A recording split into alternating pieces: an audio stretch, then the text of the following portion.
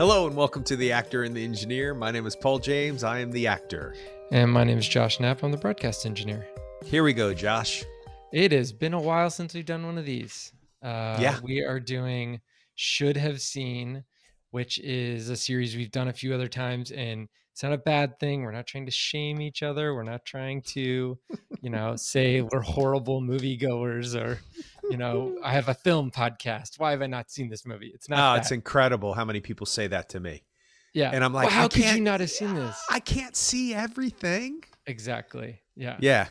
And I'm almost done with Hacks season 3. So, it's like I've got priorities. Yes. So, no, it's actually really good. Yes. Continue with that. That is Yeah, it's good. Okay. Well, not to the end yet. But so one of the movies that I've never seen before, and it's kind of one of those big movies, is The Deer Hunter. So that's my kind of movie that I'm bringing to the table tonight. And we'll get into your movie, Paths of Glory, a little bit later. So it's funny. We kind of like stumbled upon these movies together, like as a grouping. But the more that I watched Paths of Glory again, and the more that I thought about it, they do kind of align in a lot of ways. You could definitely draw some parallels between these two. So really quickly, because I haven't seen this movie and I'm 40 going on 43 years old, it was something that I reached out for kind of early on, like when I was in college, and I was like, all right, this is one of the ones I'm going to watch it. I'd seen like Dog Day Afternoon. It was kind of like the John Cazale thing. Like, I've seen Dog Day Afternoon. I've seen Godfather 2. Like I've seen, it's like, I gotta finish this. I rented Deer Hunter, put it in the DVD player, started watching it, and 45 minutes in, they were still at a wedding. And I was like, I can't do this.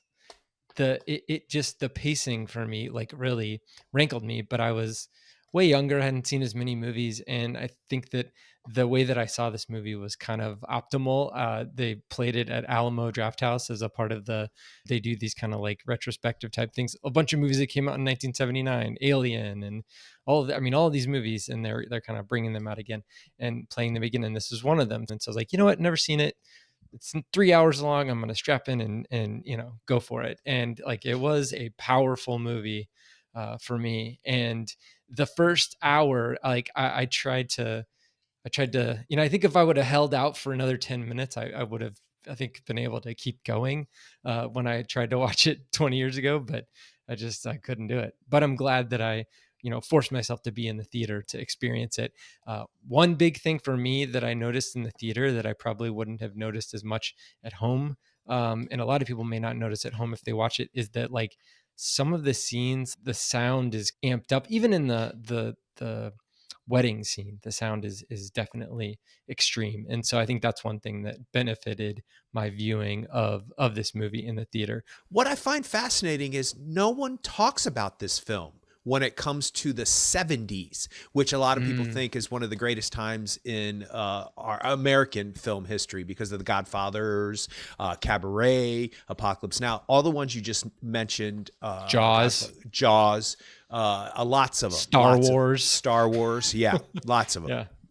So, but I'm fascinated that this is the one film that people just don't mention. They don't mention it in the pantheon of 1970s films, which I find fascinating because it is on the same level as all of those films when it comes to the dramatic experience you watch as you're watching this film, because it is relentless.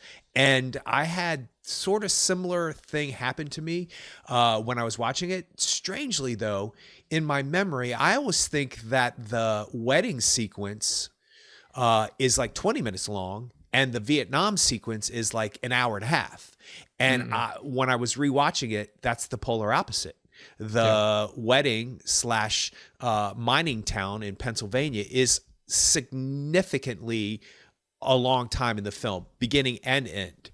And the relentless, brutal Vietnam sequence, I think, traumatized me. And John Savage traumatized me in the tank, or in the bamboo cage. Jail cage, right? Traumatized me. That whole sequence made me think all of that was longer than it was. I remember them escaping. I remember, spoilers, oops. If you haven't, I it's mean, in the it's trailer. So 45 years I old. know, but Yeah. still, it's Yeah. always me. It's all foot, mouth. It's always me. Anyway, sorry if anybody has not seen it, but you should see it, especially if you're into films. Why haven't you seen it yet? Anyway, I remember being traumatized by it, and I remember feeling brutalized by the Vietnam stuff, and I thinking to myself, whenever that was that I first saw it, I never want to experience this again. I don't want it in my subconscious more than it already is. I had the same experience with Apocalypse Now. I had the same experience with The Clockwork Orange. Those are films that I've seen. I've seen them. I've analyzed them. I've enjoyed them for whatever that experience is that you go to see a war picture for, or the human existence of being in a war. Yeah. And I don't want it anywhere near me. And I just watched it again, and I was right. I don't want Yeah. it in my sub. It's relentless in Yeah. that 30 minutes that it's in Vietnam. And they're there a little bit longer than there's some other stuff that happens. And then there's Yeah. stuff that happens after they escape. I don't know. Hospital, that kind of Right. stuff. Yeah. I Which mean, is, there's ultimately, I think it's 3 acts. It's 3 very distinct acts. yeah. It's, before Vietnam, in Vietnam, and after Vietnam, coming home. So that's the kind of like chunks, and they're all about an hour long. I mean, I kind of glanced down at my watch at each act Yeah. break, for lack of a better word. So yeah, I think that's the setup there. And I think that's probably part of, it's funny because let's get into the plot very quickly. For anybody who hasn't seen it, it's, like you said, 3 guys from a Pennsylvania steel town, and they join the army and go over to Vietnam, and they get captured, and they're prisoners of war, and they're tortured, and then they essentially go their different ways to a certain extent for various reasons. And then the last act is Robert De Niro, one of the guys, kind of trying to reconcile with his relationships with each of the guys that he was with, and also like reintegrating into society, which has to be, if not impossible, very difficult. While Based on, exploring a relationship that he wanted, yeah, but couldn't come near. And then it comes, and it's so complicated it's because so complicated. And his it's, performance yeah, shows it. Ooh. he wants Meryl Streep, but Christopher Walken and Meryl Streep are a thing. Christopher Walken, we've already started getting into spoilers, but Christopher Walken doesn't come back from Vietnam, and so you're right, explores that, and she wants that relationship too, Yeah. but for whatever reason they never made it happen. And it's funny because Well, it's you feel that in this. So the one big thing I got from watching an hour's worth of this town and these people is that, number one, they are together. Like this group of people are a community, and you have a big wedding scene, and you've got a wedding party, and you've got the camaraderie of everyone after they get off work and going to the bar. And one of the guys owns the bar, and it's just everybody belongs, and that's a big thing. And everybody survives, and everybody moves forward. It may not be the most glamorous life. They're working really hard, but everybody is a part of the community. And so that's what I think. You spend an hour with this group of people, and you kind of get it. You kind of see what they have to do to be a part of this community. There's certain things that you can do, and there's certain things that you can't do. The John Savage character, when he's all drunk, he kind of offhandedly says to his buddies, we never really did it. yeah, I'm To a little confused about that, I actually. think that the woman that he married was essentially, quote unquote, knocked up, and he was willing to be the person to commit his life to her, to be her husband, so that she wouldn't have to suffer the indignity of being an unwed mother. That's part So of it, but he also very clearly states to that woman, who seems like she's the mother of everybody, by the way. I'm not sure whose mother she actually is. Is she John Savage's mother? Because at the end, she seems like she's Christopher Walken's mother. So it's a little bit blurry, but that kind of figure in that community probably is a mother slash grandmother, godmother, aunt to everybody. to everybody, He yeah. very explicitly stops and does that great John Savage cadence thing that he does. And he very clearly says, I love her, she loves me, and that's it. I don't care whatever's happening with you dragging me out of this bar and you telling me I'm wasting my life, because she makes it clear a little bit earlier that she thinks that he's wasting his life and that he shouldn't be doing this. And this, I think she does say, this is my son, this is his life, blah, Yeah. blah, blah. And it's spoken in a different language at some point. And Russian, probably. Russian, yeah. Mm-hmm.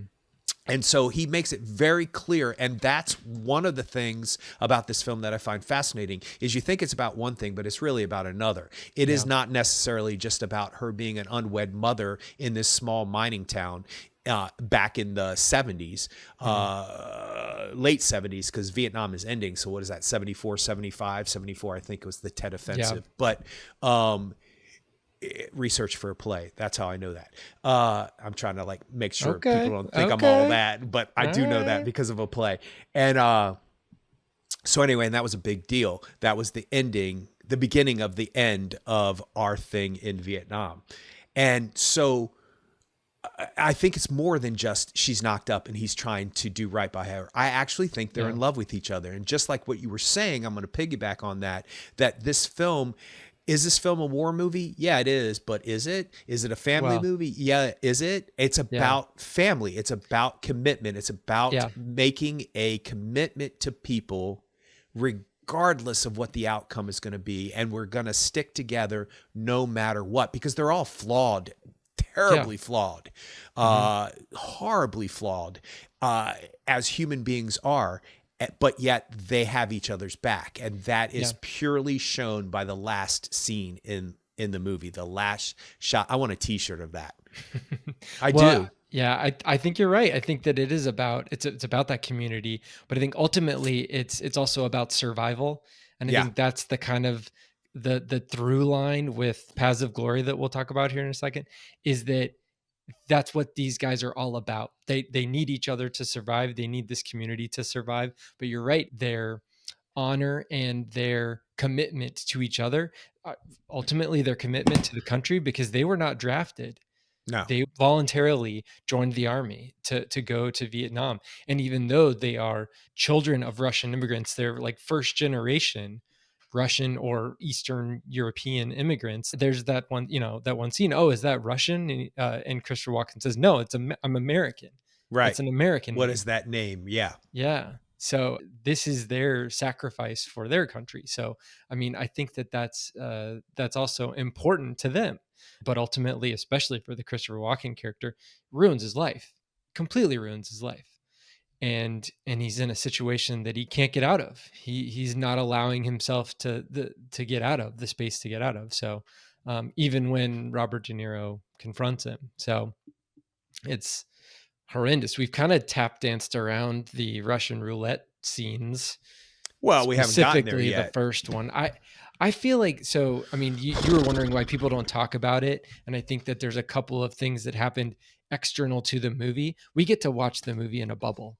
It's 2024. We're watching a 45-year-old movie, and we're able to see this without any of the external elements to it. But when the movie came out, there was a bunch of other things associated with that movie and with other Vietnam movies. It was still very close to the end of the Vietnam War compared to now. So there were sensitivities, I think, that may have been around, especially in Hollywood at the time, because there were other movies that came out around that. Coming Home, I think, is one of them. No, it was it won actor and actress the same year as Deer Hunter. Oh, so that's John Voight and Jane Fonda. Okay, And Hal Ashbury, I think. Hal Ashby. Yeah, yeah. Ashby. Mm-hmm. Ashby. What'd I say? Ashbury? Yeah. Bettany. Okay. Remember when I said Paul Bettany's name was Bentley or something? I said Paul something Bentley. like, Yeah, that's right. And you're like, yeah, that's not it. No, but you got close. But wait, I think that's wrong. I think that he actually directed Heaven Can Wait. I'm going to look it up, and which was also nominated in that same year, because I looked this up before. But ultimately, it seemed like that was those are like, people were putting them against each other, and the Deer Hunter kind of got the jingoistic type of a moniker of like, hey, look, all the North Vietnamese were horrible people, and every North Vietnamese person tortured people. And it's like, no, I mean, that's in war, there are horrible people. You can't discount all horrible people. There will be horrible people in war. That's how that works. And so this is a story. It is a story about how these prisoners of war were tortured by horrible people. So I think that at least from Hollywood types, they got some pushback from that. But to the point where like Robert De Niro didn't go to the Oscars. I think he was gonna go to the Oscars, but then didn't go to the Oscars, I guess. So I mean, yeah, it's weird stuff. We haven't really talked about the filmmaker yet, but I mean, with this movie being one of Michael Cimino's, well, like his big movie, like he got money for this movie, he got people behind it, and because of this movie and because of the success of this movie, he got even more money and got to make an even more ambitious film.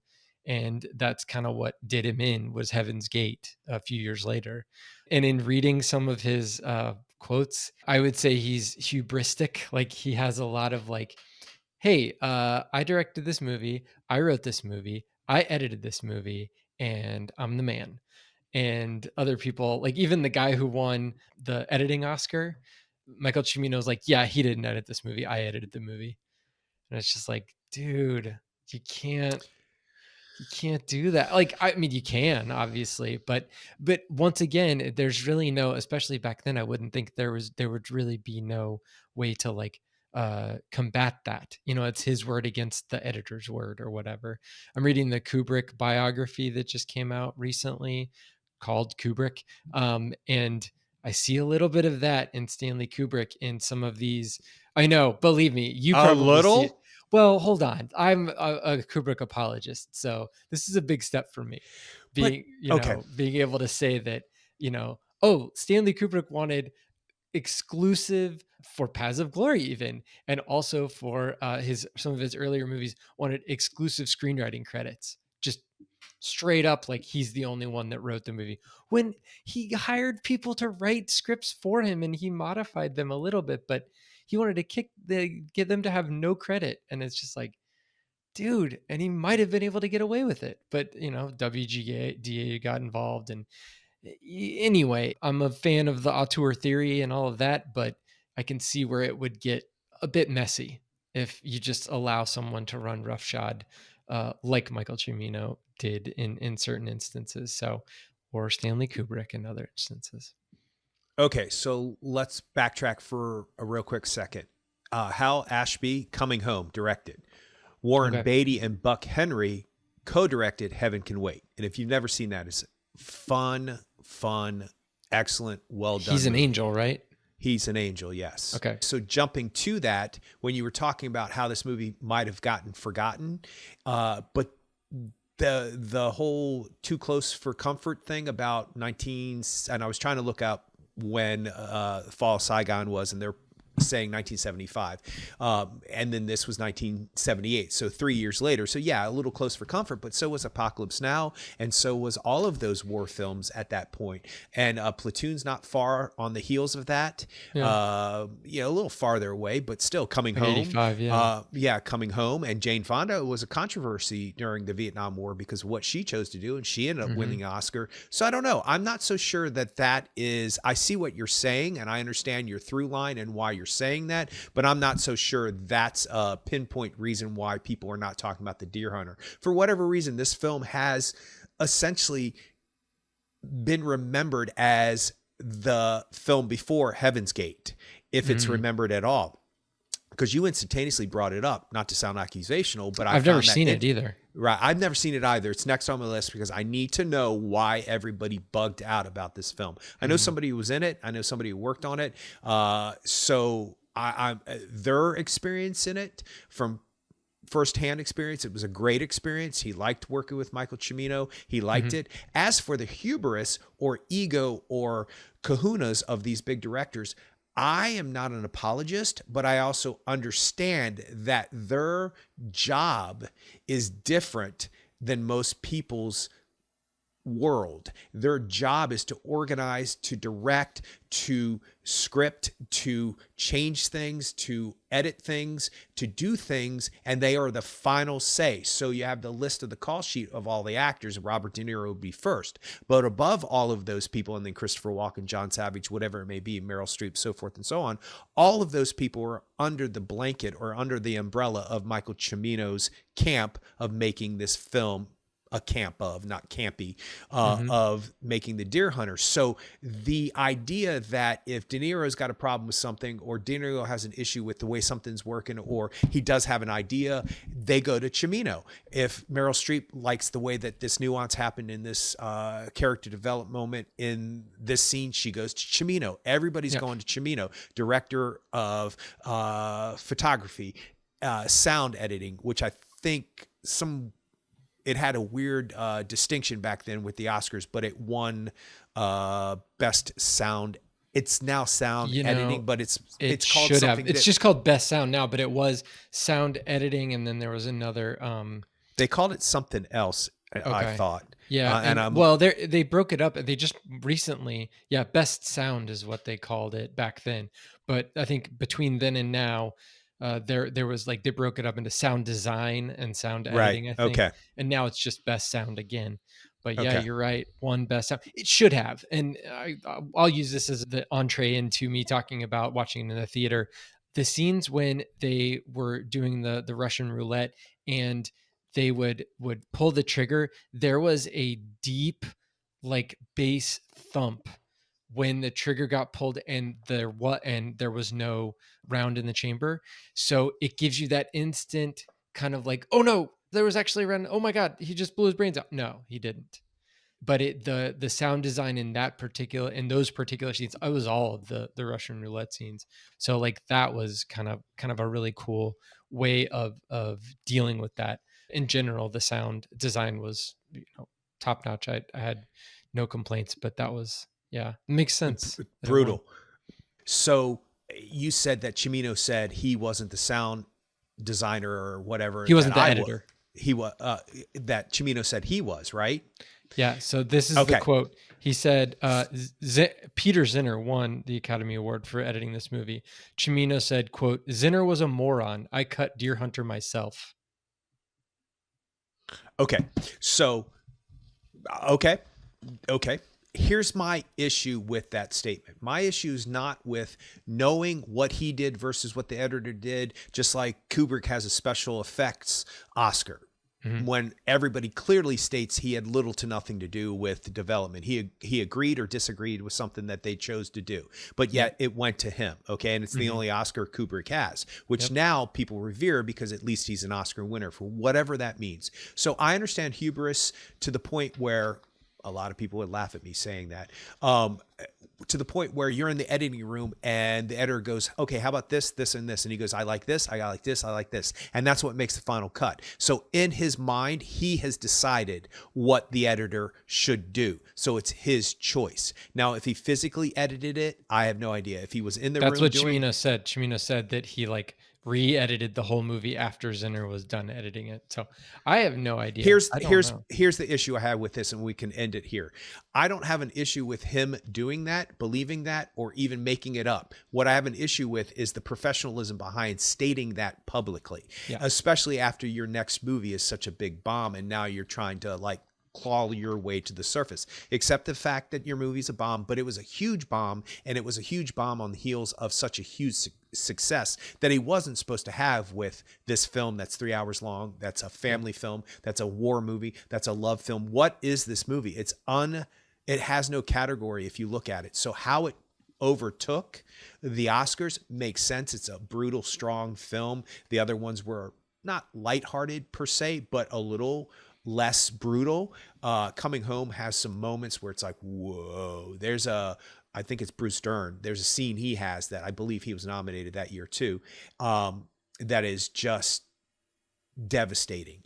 And so there are moments in that film. This film has a lot of them. So as for the hubris of a director, I'm not justifying or explaining it. I think he should have been, but by the time he said that quote, I'll bet you $1 million he was way over Hollywood anyway. He was like, I'm done with you anyway, because I don't know. I can't get another picture made. So I'm Well, not maybe explaining it or making an excuse. Yeah. I just think that there's a lot of times you have a lot of creative ideas and they get to be blurred because the director says, okay, take stage left, but you take stage right because you can't take stage left, because if you do that, you can't get to your cigarette pack. Yeah. That's literally happened to me. And then the director later on said, oh, thank you for fixing that blocking. That made no sense. You just, you went against what I said, but you did the right thing. So in the end, was that my choice? His choice? Whose choice was it? The only choice I have at that point is to go, I love that director. It was great working with him. Period. Right? Instead of saying, I told him what director that, I just, I did his job for him.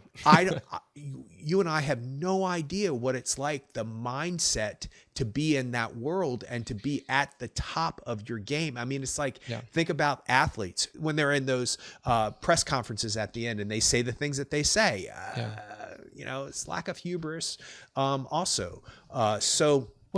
Hubris also. Yeah, and you're also trying to cultivate a brand, and that's like how they get things made. And so, I mean, I understand his inner workings of his mind by saying that. But either way, I did want to get back to the Oscars, because you talked about that, and this was one of the first kind of like, I don't know what you would call it, Oscar bait type movies, because the release of this movie was very strategic. You said that it was 78, right? Well, it did get released in like 2 theaters in 1978, right at the end of 78, but that was it. And then they pulled it from theaters, and then it went through and got a bunch of like film festival awards and ultimately won the Oscar for Best Picture. And then all the other Oscars, I guess, what'd you say? It's like 5 different Oscars. 5. So it wins all these Oscars. And at that point, they released it into theaters wider. And that's when people started going to see it in the theaters in 1979. We've seen this with other movies, even recent movies that we've talked about. I mean, we saw Parasite in November, and then the Oscars happened. They re-release Parasite. They re-release it in black and white. They, do all kinds of, stuff to get more theater money out of this film. And that was kind of like the release strategy for this movie. And from what I've read, that was one of the first times when that strategy had been utilized. That has been used in other, even recently, for like Paul Thomas Anderson movies and things like that, where they'll come out for like a week before the end of the year, and then they get more buzz, and then they get re-released into theaters right around Oscar time. So Brokeback Mountain. Oh, is that happened? Same thing? Yeah. It was a small release and then a wider release based on the Oscar nominations, and then there you go. Then played a lot longer in the theater than it probably they thought it was going to, and made a lot more money than I think they were expecting it to make because of that. All right, well, listen, I feel like we're wrapping up, but I do want to say a couple of things because I want to go back to Michael Cimino really quick. I want to talk about his film and not his personality. I want to talk about his work and not his reputation. I want to talk about this film and not the one that we haven't seen. The Heaven's Gate, because it's mentioned all the time. The bottom line is this is a very precise vision, and you can tell he knew what he wanted. You could tell each shot is set up. Now, I'm not saying that it doesn't feel like he didn't have improv, that he didn't add things, that there are things that happen in the group of friends when they're lifting people who are drunk. Side note, I have a little problem with the time frame of this film. Like, it's nighttime when they get home from work, and then they drink all during the day, and then it's nighttime when he gets married. When do they ever sleep? They never sleep in this film. So, but that's handled very well, because you're like, okay, so they went to this wedding and they drank all the time, and then they went up to the mountains to go hunting. But then you see De Niro later on dressed differently coming out of the cabin. So you know that John Cazale is there sleeping off his buzz, and all of those other people, him and Christopher Walken, come out that first time. And they're wearing different stuff than they were when they changed. So it is handled. I just thought, man, these people they're beast. They're like constant, another round beast. Right. Yeah. Cause they're drinking all the time. It's like constant, even when they're having the breakfast after the funeral. It's like, here's the coffee. Oh, wait, let's take shots first of vodka, because we're Russian. And anyway, so back to Cimino. And actually, you can tell how focused he was when he knew this story, and the themes are very clear. How to survive in a situation, even if it's just a family situation, how to become a better human being based on what your situation is. For better or for worse, I think Robert De Niro obviously is a completely different person. John Savage is a completely different person at the end. Yeah. And he starts to swing back around, John Savage does. But the whole idea that you cannot save a person from themselves, you just cannot do it, is the main theme that I took from it. And I think that Cimino, from moment one with Christopher Walken and De Niro, they make bets together the whole entire beginning of the film. They bet whether or not he can get in front of that truck. And there's another bet. I can't remember what it is. It's in the bar during the wedding scene. So that is very clear that that relationship is going to end where that relationship ends, and that De Niro's character, Michael, I just put that together. You can tell that he is trying to save his friends the entire film, in Vietnam, outside of Vietnam, and I think that's a strong theme, and I think that's makes a strong movie. And I will say this: Christopher Walken won the Oscar, and it's because of that. Sorry. It's that scene in the hospital when he can't remember his parents' birthdays. It's horrible. It's so and the way he's like, I can't. The nuance and the subtlety of the acting in this film is stellar. I believe it's going to end up being one of my favorite Robert De Niro performances. It's so subtle and so nuanced. And the thing that he does, you want to watch great acting? Watch De Niro's eyes when Christopher Walken is on the other side of the first Russian roulette thing. De Niro is reacting to the other actor the whole entire time. Anything they do, he is mirroring and reflecting back to them. And there is not a moment that doesn't come from him being engaged in a conflict between the other actor in the scene. He does it with Meryl Streep. He does it with John Savage. He does it with quite a few people at the end.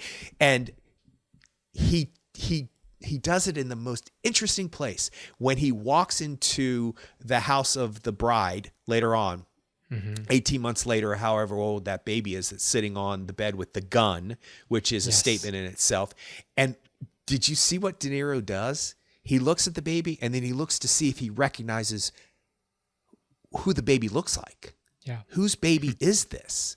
And at first I was like, is he looking to see if he looks like John Savage? But this is not John Savage's baby. No, and then not. There's a look that goes over his face like, it doesn't matter. That baby's cool with me. And then he goes into the room and sees the bride. The acting is unbelievable in this film. And I will say this because I've said it in the past. I think that John Savage, who does not have an Oscar nomination to his credit, should have been nominated for this film as well. I will side note, they didn't do that as often back then where two people from one film were nominated. Although in supporting or in lead or whatever. Yeah. Although I can contradict that because in 1974, 3 people were nominated for supporting actor from The Godfather, 2. So it's not a precedence. But I just think John Savage's cry when they're playing the game above him and De Niro is over top of him in his ear and his nose is pressed up against the side of his face and he's telling him to calm down, think of something else, think of something else. That's acting. Like that right there is just, look, my color in my face changed talking about it because it's so powerful. And then the look on Christopher Walken's face when he's somewhere in between De Niro's character and John Savage's character in that scene. He's trying to maintain, he's trying to think of something else. And the look on his face, like he's trying to go there where he eventually goes to become the Russian roulette king, if you will. And that stare he has, Christopher Walken's stare at the last Russian roulette scene, is so haunting. It's not natural. That's human beings who can recreate things like that. Actors, I don't know if that's natural or if that's normal. It's beautiful. And it's not like you can't like reference something. I mean, maybe you could, I guess maybe you could, but somebody who's lived through that, may not necessarily be willing to express themselves or give that input to someone who's an actor. But I don't know, but I think that you're right. The De Niro character is all about his survival and the survival of the men around him. And that's why I keep coming back to survival, you know, and he's his number one priority is to get these guys out of there. And he's the only one, he has the strength and the wherewithal to take on that responsibility of those guys in those moments. And that's his strength. Whereas, you know, that you're right, the John Savage character is essentially kind of like he's completely given up, and the Christopher Walken character is right. You're right. Is like right on the border there, where like he's put in a situation, and De Niro is is hyping him up essentially. Mm. Is like he's You and me. it's You and yeah, me. it's Ugh. the huddle, you know, before the game, like, you Mm. know, like, we're gonna go out there, we're gonna kill these guys. It's that type of an attitude to try to get them through it. And then, you know, add on top of that that like the North Vietnamese guys probably can't understand what they're saying, at least fully. And so it is kind of just them. It's just those two guys. And there's not really much communication going except for the guy, you know, yelling Mao, and that's about it. So I mean, so yeah, it's intense, super intense. But I think that that Christopher Walken, the way that his character goes, is also survival for him. That's how he survives, even though it's antithetical to his situation he puts himself in. He can't let go of that fear that he had at that moment in that hut across from Robert De Niro. Like he can't let go of that. And so that's his coping mechanism, I guess. I don't know, but Well, I think that it's traumatic situations can change a person to the core.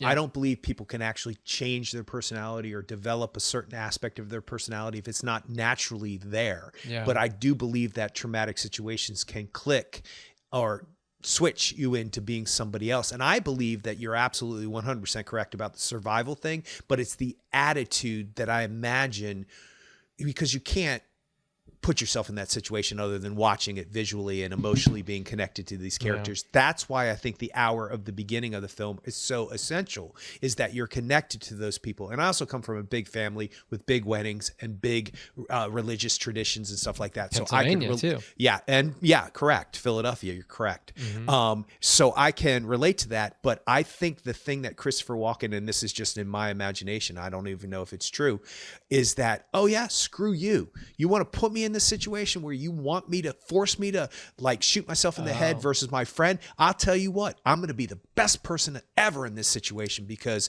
yeah. F you. It's I'm taking control. It's yeah. You're right. It's the only way for him to take control. Yeah. Yeah. Yeah. You're right. And that's why the ending is so brutal. Mm. And that there's a couple Captain Phillips moments, by the way, in this film.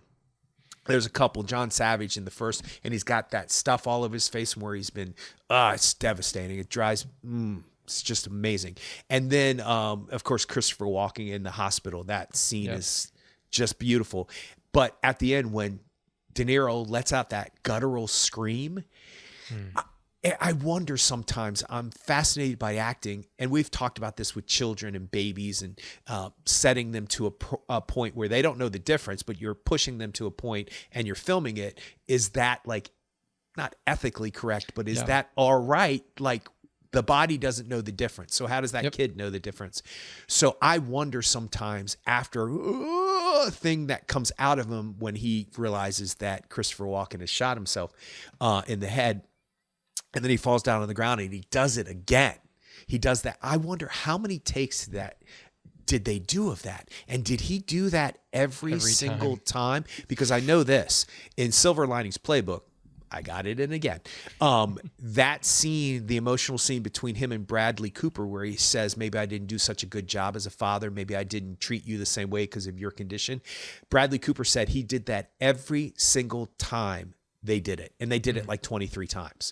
So I guess some people are just built that way. Some people, that's why Robert De Niro is a 2-time Academy Award winner, because he's built that way. And I wonder what that is like. Do you go home and you're satisfied by an emotionally good day at work, or are you triggered? Or I know how I feel, but I can't imagine that. Like that is just so. You would think that I don't know. I mean, if you kind of compare it to sports, like it's like going to the batting cage. Like It'd be like, taking 23 pitches and hitting them all. Now I need you to hit it into left field. I'm going to throw it to you 23 times. Hit it into left field every time. Okay. Well, he just did it. He just hit a line drive to left field 23 times in a row. Essentially, that's what he gets paid for. But you're right, though. It's a little bit different. I mean, it's using a different muscle. It's using the emotional muscle as opposed to striding and swinging and keeping your arms back and Well, let me ask you a that kind of a technical thing. question about that. Would a professional baseball player be sore in a different way from swinging 23 times that particular hit, that particular direction of the ball? Would something be Yeah. like physically hurt them later on, you I think? mean, so baseball is kind of a difficult thing because the swing is pretty mechanical. You can Right. do things like, poke the ball to right field or pull it to left field. You can be intentional about that, but maybe a sport like football would be a little bit better. It's like, okay, if you're a wide receiver, you're like, okay, now we're going to work on just go routes, which is just a guy just running as fast as he can down the field and trying to evade the defender and catch the ball, 40 yards down the field. And then tomorrow, maybe we work on down and outs where you run 10 yards and then you quickly turn to the left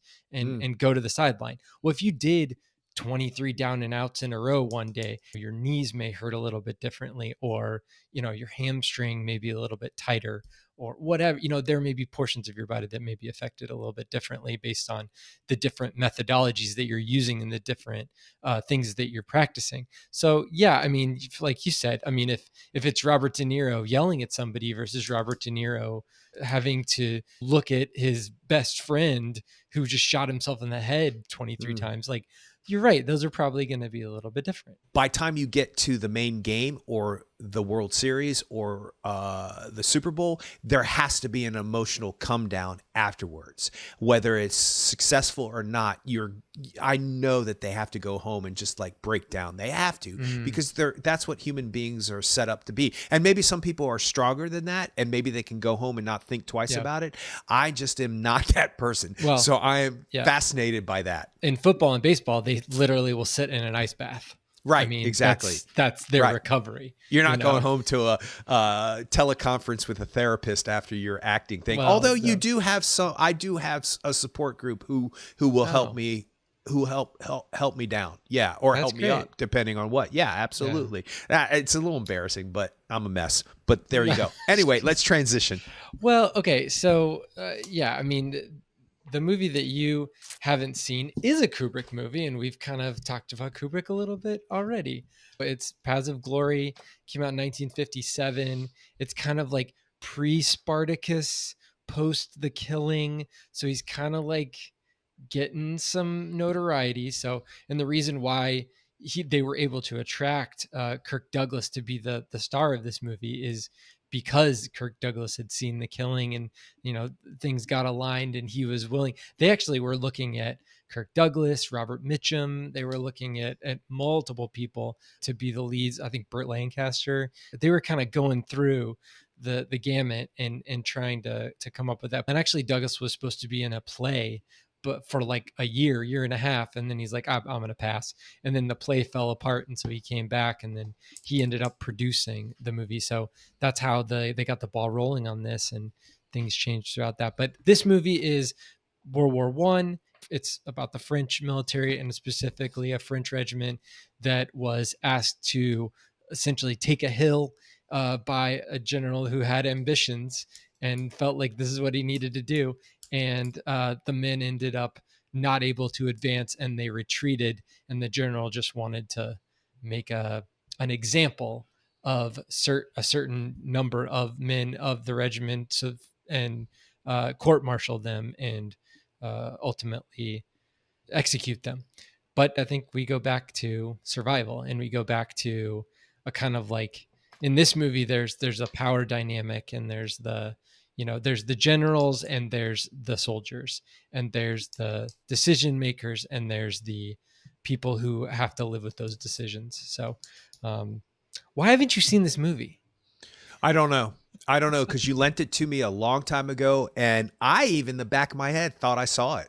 Like I might have even spoken about seeing it. Meaning, like if we were talking about Kubrick, yeah, I saw that. Yeah, I saw that. Yeah, I saw that. If we're going down his list, there might be Mm. a recording where I said I saw it. Maybe I started it and thought I finished it. I don't know what it is with this film. I don't know what took me so long, but man, I was wrong the whole entire time. I should have seen this film a long time ago. Did you know anything about it? Like, did you know what No. you were getting? Did you? Okay, so you didn't know it was World War One. You didn't know it was No, French. You didn't. I Okay. had my conceptions Okay. of, or my ideas of what I thought it was. I thought it was your traditional war movie, Yep. where as soon as I heard the trenches on no man's land and taking the anthill, I Yep. thought, oh, okay, this is going to be about that battle. Where's Wonder Woman when you need her? You know, like how are they going to do this? Side note, I would clarify one thing that you said. You said retreat. They didn't retreat. They advanced, and then they refused to advance any further, and then they retreated. That's where the cowardice comes from. Not that it's a small clarification. The accusation of cowardice. Yes. Yeah. Right. Well, they're like, no. And at first, when I got done with the film, I was like, why did they not pursue actions against Kirk Douglas's character, because he was in charge of all this, but he tries to get them to get up and go. And they're like, no, we're not doing it. So as soon as I saw that, I was like, oh, wait, we're in for something different here. This is going to be different. I've never seen a war film that I know of, and you're probably going to name 10, where somebody just flat out refuses to do an order when it comes to that kind of situation. I've seen people run away. I've seen AWOL situations. I've seen people do a different direction that one of their superior officers tells them to do because they don't want to kill this person instead of that person, whatever it may be. But a whole regiment of people, men who like, nope, we're not doing it. We're tired. We're done, dude. We're not doing it. And then their commander is like trying to get them to do it. And they don't. But I think the big thing for me is the general. I've never seen a movie where the general is calling on his artillery to fire on his troops' position. No, that's happened a few times on film. I'm trying to think. There was something else that came to mind when I was watching it. I just tried to itch my ear like that was going to help. I'll think of it over the course of the next couple of minutes. Where they were kind of going after their own men. Friendly fire is a theme in war movies. Oh, like Courage Under Fire? Is that kind of what you're talking about? No, like mostly friendly fire is a mistaken situation where somebody's at a bat. Right. Yeah. But there was some movie just recently, and it might not even be a war movie. It might be like a sci-fi movie or something. Oh, never mind. Oh, I'm embarrassed because I just thought of the reference, but I'm not going to say it because I'll embarrass myself. Oh, geez. But it's not a war film. Anyway. What is it, like the Transformers animated series? No, it's Thanos in the Endgame. Okay, gotcha. Film where he kills half rain of the people fire that are alive. on. Yes. Okay. Sorry. I don't know. I guess that just sparked that. Whoever thought I was going to talk about the Avengers in this? Who knew? But anyway, so so I did not know this was going to be basically a court-martial film. This was going to be a trial film. This was going to be about the human condition and not about what happens with humans during war. It is, but it's very specifically drawn to the court-martial and how people are reacting to it and why people shouldn't be court-martialed or why they should be, and the delusions of grandeur that the general has. And it's not what I expected it to be at all. Yeah, I don't even think that that's it. I think that it is like we've been talking about. It's all about survival. The only way for those three men who are being court-martialed to survive is for Kirk Douglas to be able to somehow get those group of military judges to side with them. The only way for the general to survive and to move up in the ranks to get that second star is for his men to take that anthill, or for him to push his men to take that anthill, even though he kind of knows that his men aren't going to be able to take the anthill. Like, it would be a miracle if they took the anthill. And even if they took it, they would lose it because they weren't getting any backup to come to support them. So like everybody who was, all the way up to the general knew that it was a lost cause. But But what he needed to do was kind of be like, hey, I got my guys to do this, therefore you need to give me this, this promotion. Essentially, that's his survival. And his, I guess, superior, the really French guy, who is the guy who was like telling him, like, his survival was to be able to motivate the different battalions to do those different things, or the different regiments to do those different things, and to just show some, not even progress, to just show movement, essentially. So all of these guys are just trying to survive. Kirk Douglas, really, his character, he's kind of like the benevolent barrister. He's the lawyer who's just out to help the right guys. And he that main head general guy, the 2-star general, whatever, essentially gets in trouble for thinking that Kirk Douglas is angling for the general's job, Oh yeah, the right at the 1-star very general's end. job at the Right. very end. Well, Yeah. he reveals himself because you think he's a pretty good guy up to this point. You're thinking he's a pretty balanced guy. And then Yep. after Yep. they turn the tables on the 1-star general, Yeah. and When then he's at he the party. realizes, Yeah. he realizes what's going to happen. That's when it's revealed that the 2-star general is actually thinking something else is going on with the Kirk Douglas when he wasn't. He was just trying to rectify a situation, to correct a situation that should never be up for correcting, because Yeah. He's trying to be moralistic. He's trying to have like values. He's trying to be well, he's a right. genuine person. He's right though. He's But that, 100% right. and in that military at that time, that did not have a place. And that's the hard part Well, you can with tell by this when the movie. the judge who speaks the most is like, he knocks him down left and right. You could tell it's kind of like the fix is in. I would clarify one thing that you say. I believe you're correct. These films that we're talking about today are about survival, and they are about taking care of the person next to you fighting, whether it's a family member, whether or not it's a private, whether or not it's a whoever. Part of your survival is helping other people survive. I would say, and I cannot remember the George McCready character. Paul Moreau. Yeah, Paul Moreau. I would venture to say wanting to get a 2nd star by committing mass murder, for lack of a better term, is not really survival. It's delusions of grandeur. It's hubris. I think I want this to happen, so the result will be I will become a 2-star general. So I'm going to force it to happen. And it's very clear to me that he has no idea what's really going on when he's in his little secure bunker. Yep. And he's far away with his binoculars, and that you could tell that there's nothing going to happen to them because they look very secure. I mean, it looks like a fort, obviously, because it is, but it looks really, Well fortified. Yes. correct. Thank you. I was going to say impenetrable, but that wasn't going to come out that easy. So I just think he's too big for his britches. His head is too big for his shoulders. He wants to be a 2-star general because he wants to be able to say he's a 2-star general, not because he wants to take the anthill and wants to succeed in finishing this war, or succeed in this battle that nobody else has been able to do. And there's tons of movies about No Man's Land and how it's impossible. It's impossible. So I would say, at the end of the movie, his survival instincts kick in stronger than they are at the beginning of the movie. He just is straight up all about his ego and about what he's going to look like after this. He has convinced himself that if he talks these men into doing it, they're going to do it, because he has talked men into doing it before. And that's why I think the shell-shocked soldier scene, where he hits him and snaps out of it. I don't want you in my regiment if you can't, blah, blah, blah, blah, blah.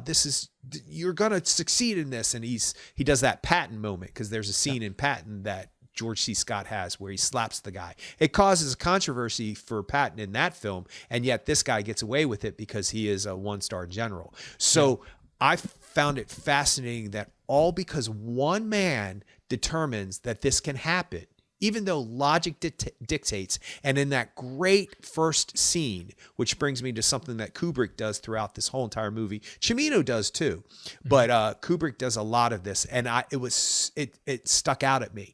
They're starting to talk, and they're starting to figure out how to progress, and he's starting to lay the groundwork of making them take the anthill anyway, even though there is how many times have they attempted to do it? And there Yeah. are people in the trenches that are dying, and they don't have the right equipment or whatever at this point, because there's nobody coming, There's because no there is nobody to reinforcements. come. Yeah. As they're having that conversation, the two men stand up and they walk around the table, and that shot is them walking around the table. And then later on, I noticed there's always somebody smoking in a scene, eating in a scene, working on something with their guns, doing something, pouring tea. Kubrick has his actors always in action. They're always doing something. And that's not necessarily true for a lot of filmmakers' visions. A lot of filmmakers will just shoot two people talking, but Mhm. they're always doing something in the Kubrick films. They're always rolling a cigarette, or Yeah. filling their pen up, or they're always doing something. And I noticed it immediately in that opening shot. And I was like, okay, that's quite brilliant, because what he's saying, at least from to me, he was saying that that table represents the issue, and there's no way fully around it except for just continually walking around the idea that we're going to get through no man's land and take the anthill. It's an impossible situation. That's why that circle is a circle, and it has no beginning and no end once the circle is completed, just like the circle of trying to finish that battle. It's never going to happen. Mhm. And actually, if you watch very closely, the way that the actors work their lines to where they come to the end after they fully have come around, the scene almost comes to the conclusion as they're walking around that, or that dialogue comes to a conclusion as they're walking around the table. And I was like, damn it, Kubrick, I didn't Yeah. know you had it in you back then, Yeah. but man, that is a Kubrick moment. And some of the Kubrick films pre all the stuff that we know, Mhm. 2001, Eyes Wide Shut, all the stuff we think of him as Kubrick, I have not really stuck out. There's some stuff in Lolita that sticks out as Kubrick-esque. And then there's that great shot of Kirk Douglas walking through the trenches, and it's a Mhm. really long shot. But what's fascinating by that is how he frames it with all of the guys in it as he's walking by. He doesn't go zoom in on just Kirk Douglas's face. It's an actual almost wide shot of him Yep. coming through that trench. And I thought, wow, that is masterful. And just like I said about Cimino, Kubrick knew exactly what he wanted. And we know that's who he is Yeah. by all the things that we've seen about him. We know he's very precise. My question to you is this. Do, do you know, did he do as many takes back then as he did later on in life? Like 37 opening the doors and just walking to the bathroom. Yeah, I don't know. I mean, in all the stuff that I've read, I don't know if he necessarily had the time or the resources to do that early on in his career. I don't think that he necessarily like uh left the shot undone really, but at the same time, like I think that he was very intentional with what he was doing, but he was also not. I mean, he was working with really good actors back then. I mean, he's working with good actors now too, but I think that it seemed like from all the interviews and stuff that I've heard of people who work with him and craftsmen that worked with him, is that he it's one of those things where like he doesn't know exactly what he wants, but he knows what he doesn't want. And so mm, he'll set up a scenario and he won't move on. This is later on in his career. He won't move on unless he sees it, unless he sees what he was expecting, and then he'll move on. Now, I mean, in this movie, I really don't know specifics about how many takes and all that stuff, but I can see like kind of what you were talking about in the trench scene. And the choice for me in that trench scene is not necessarily like the shot selection of like seeing him, the camera is essentially on a dolly and is backing, and he's walking towards the camera, and the dolly is matching pace with him, but he spins the camera around mm, and does a POV shot, and you see the men that kind of like are noticing him, and they get out of the way, but they get out of the way like at the right time, yeah, essentially. Like yeah. they're kind of like, okay, I'll let this guy through, but it's a different, it puts us in that element. We as an audience haven't really been in his skin at that until that point. And it's early on too, and we haven't been in anybody's skin really. We've been voyeurs to the situation. And there's also that cut between where those two generals are and where he is. And so you Mm. have the palatial estate that they've set up in, huge ballroom where they do everything in. And there's, I mean, it's like echoey, and there's just soldiers everywhere. And it's just, and they even say at the beginning, they kind of reference it where they're just kind of like, oh, well, we kind of like to make it nice around here. Well, it's, we treat ourselves well and all this stuff. And then they cut to the trenches Yeah. and the claustrophobia of the trenches and the dirt and the mud and the grime and just the like dejected soldiers or spaced out soldiers. And there's your juxtaposition, there's Mm. your tension right there. So I mean, it goes back to show don't tell. I mean, you don't need to.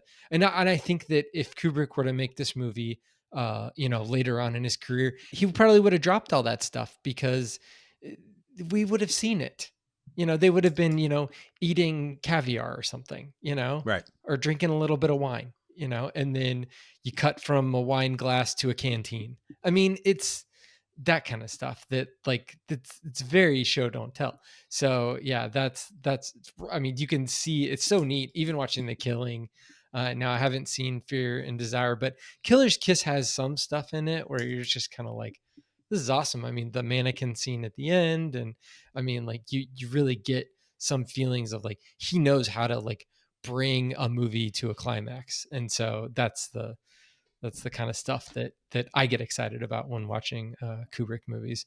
A couple of casting things I think are really cool. Joe Turkel, who I didn't really recognize, The but bartender. the bartender in The Shining. This is I think it's the second time that I think he worked with them in The Killing also, and then he also worked with one of the other prisoners in there. He also worked with them in The Killing too. It's one of those things where he acquires people. Even Sterling Hayden, works with him in The Killing, and then works with him in Doctor Strangelove. So I mean, that's really, really cool stuff for me. And then lastly, I'll talk about Christiane Kubrick, who at that time was not married to Stanley Kubrick, but they were kind of in a relationship. And she plays the German POW at the end who sings No. for all of the soldiers.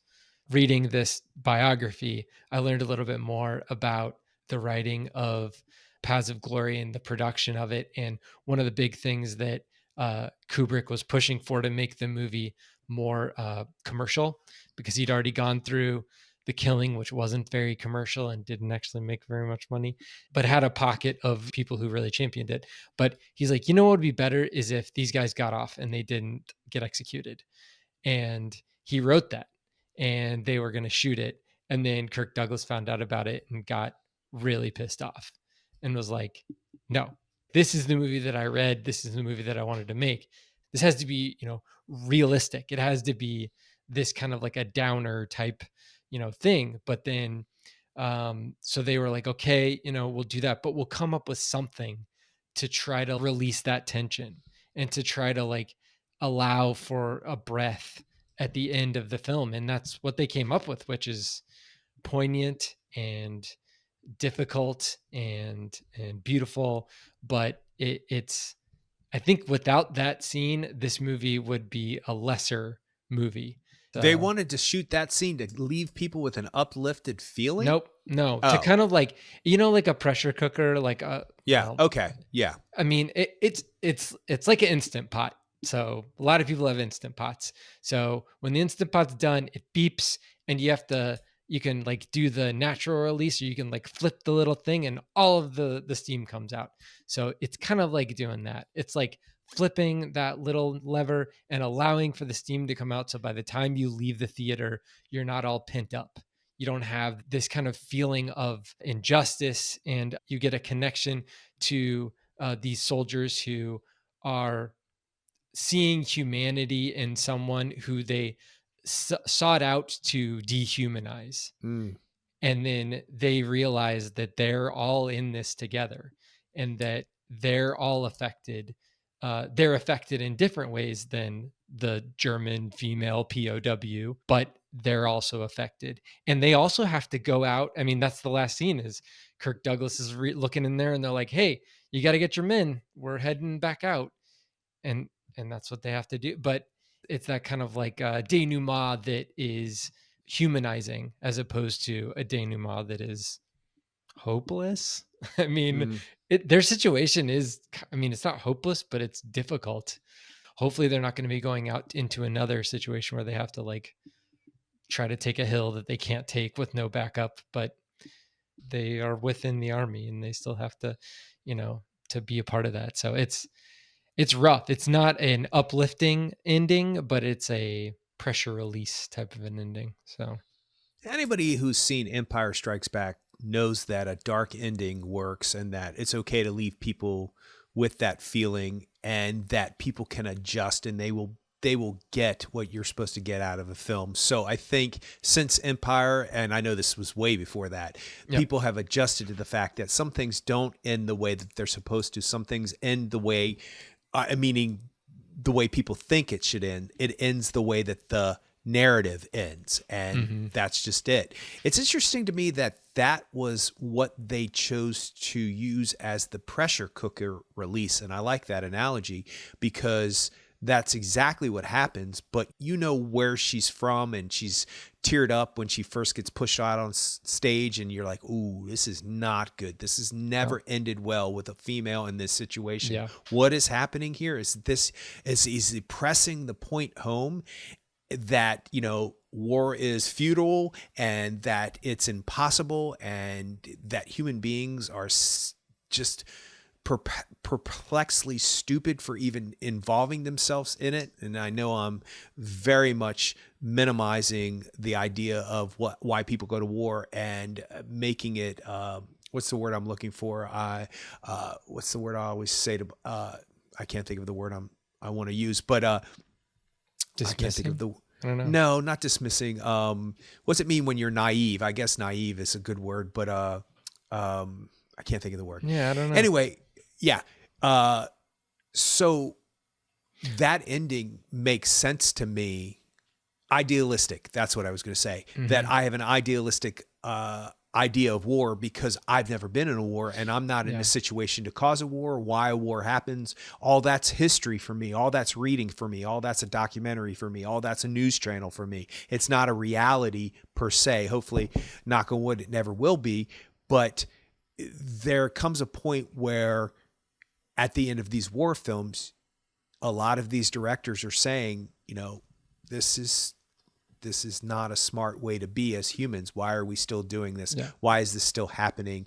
And that's what I took from the ending, that even though she was a German POW, that in the end, the humanness, the human quality of her character came out, which related to all of the people in the room. And that's why they stopped and they slowed down and they had an emotional moment.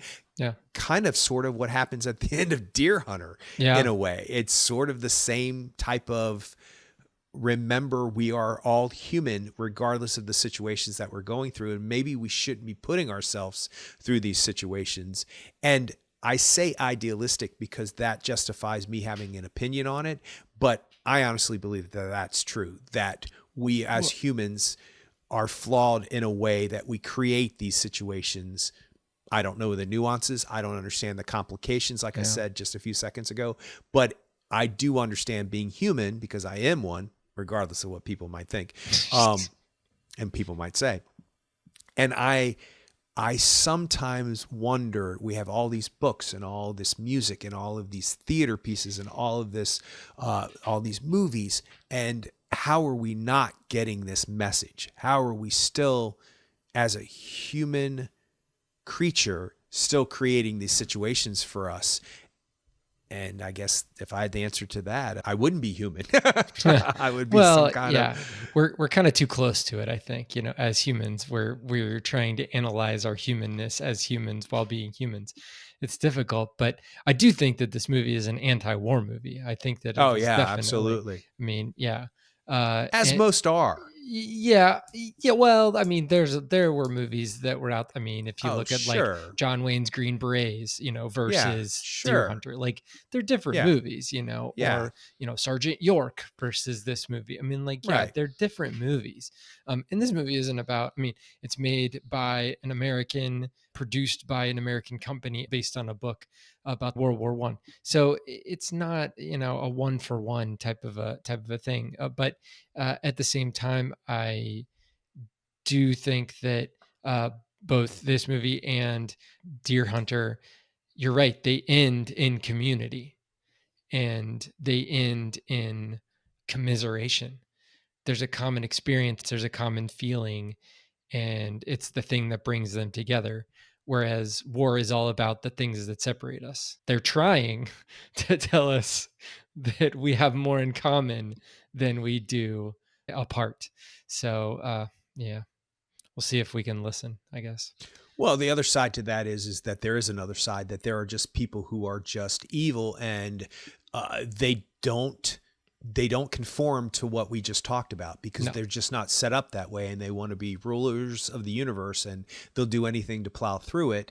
And when they start occupying other places that want a peaceful existence, that's sort of the beginning, not sort of, is the beginning of most wars. So hmm not to say there's not a justification for it and an understanding for it, because there are people out there who are just not good people. They're just yeah, bad people, and they make bad choices. But I want to say one last thing, and I want to kind of go back a little bit, and then we can move forward and end this if you like. sure. I just want to piggyback on something you said about the acting. The acting is superb in this, and I'm not sure when it happened. I think it's on the waterfront is when people realized, oh, you can actually be a real human being and actually talk like people do in real life, and instead of that, don't go in there, and there's a little bit of that in here. There are a few moments that the three privates, all three of them, are great in this, by the way. And there's that great shot where I was talking about, there's always action going on when he hmm first goes down into the jail, the dungeon, and the Yeah, shot, and it moves to see what the one guy's doing, standing against the wall, drinking. He's drinking. And then the other one's praying. So there's action always going on. And the action dictates what the character is not only doing, but it's a character development thing. The one hmm guy is trying to find his God, or connect with his God. The other guy's going, yeah, I got my God right here. I'm going to drink it. This is my connection to it. And they're just naturalistic moments. I can't remember the actor's name. I think it's Kem Dibbs. I think he is the one guy. He says, "Get it together," when he drops down to the ground. He's freaking out. You don't want people to see you like this. And then when he's hmm walking to his demise, to the firing squad, if you will. He's very much focused and in control. So he found his center. But there's a yeah, moment in that where he does have a moment before that where he's very melodramatic, over the top, but it's so hunkered down in true emotions. I have forgiven it, because the rest of it is so believable. And Kurt Douglas is so utterly believable. There's not one line that sounds like a line from a movie. Don't go in there, boys. Those lines that are from movies yeah, that only could be in movies.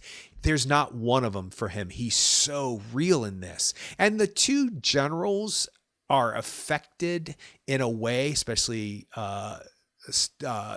one star general guy who sets all this in motion. yeah. He's got He's the very, yeah, he's very, that's his scar though, right? yeah. I love Go it. ahead. Yes. Yes, I'm all about it. I'm all hmm about people who look like real human beings being in film. hmm But he's very affected in his very posh kind of way. And even that to me is quality acting, that follows through in everything that he does. The way that he brings his binoculars down when the fight's not going the way, it's a very specific choice that he's making. And it might be unconscious, and it might not be something that he worked on. It might just be something that happened. But all of the actors in this film have that. And I was super impressed and super happy, because it takes a second to change your mind into watching something that the stylistic version of the acting is purposeful. It's like a Yorgos Lanthimos film. I just started watching Poor Things again. It's a very stylized choice that all the actors make. Yeah. And then eventually that style changes in a way, which you did not like for Mark Ruffalo, but I did. But that's a stylistic choice that he chose based on the character. And this happens in this film too. But it's very real. It's very grounded in true emotions. And I was happy to see that, because that's what got me through the movie. The themes and the narrative piss me off. You know, the whole idea that three men have to stand for something that really all these people created, that makes me mad. Yeah. That angers me. But the acting and the fact that the guy's unconscious and they set him up, and they say earlier, you're going to have to set him up. You're like, that's not really going to happen. And sure enough, that's what happens. Yep. Squeeze his cheek and, like hopefully he wakes up. So bad. But the reactions from the other two as they're being tied there is so believable and so grounded that it would be hard pressed for me to not feel what those people were going through as the characters. So highly impressed. Yeah. Yeah. Great acting, great directing. Very well done. All right. So turns out Stanley Kubrick can make a good movie. Who knew? Okay. All right. You can check us out on the web at actorengineer.com. You can go to facebook.com/actorengineer, and you can find us on X at actorengineer. And we're on YouTube. Just search for the Actor and the Engineer podcast. And we'll see you next time.